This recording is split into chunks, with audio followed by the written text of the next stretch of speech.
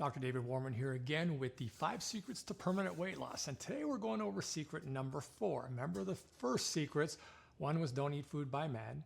2 is food combinations. 3 was when to eat what. So we've covered a lot of the food stuff, and there's a little more stuff to go into in the food on later videos. But for the 4th secret today, I want to talk about intermittent fasting. I know you've probably seen a ton of stuff online about intermittent fasting. And the problem is most people intermittent fast wrong. The challenge with intermittent fasting is the body learns how and adapts. It is made to adapt. If we go into a calorie deficit for too long, the body adapts. If we do the same thing for too long, the body adapts. So I'm going to introduce 2 different philosophies with intermittent fasting. One I call the 5-1-1 approach. So the 5-1-1 approach means for 5 days out of the week, and it doesn't have to be 5 days in order, you're going to intermittent fast.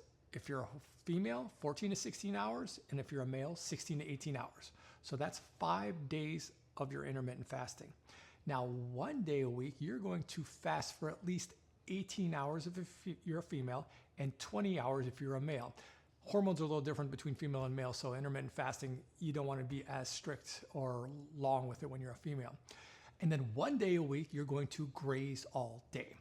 Now, what this does, that 1 day a week shocks your metabolism, and because it's not thinking it's going to get food, but it's going to get food throughout the whole day.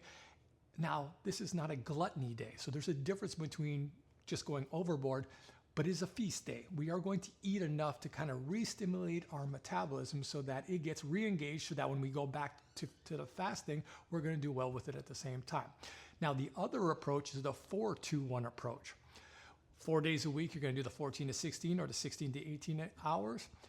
2 days a week, you're going to have feast days. But 1 day of the week, you're going to fast for a 24-hour period of time. That's a little tougher. So I suggest start with the 5-1-1 approach first.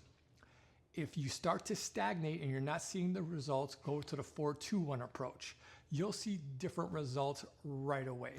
And then on other videos, we'll talk about what meal should you eat first right after your fast, or if you're working out on an empty stomach, because those are different things as well. But always go with your carbohydrates and protein if it's the first meal out of the day. Remember that.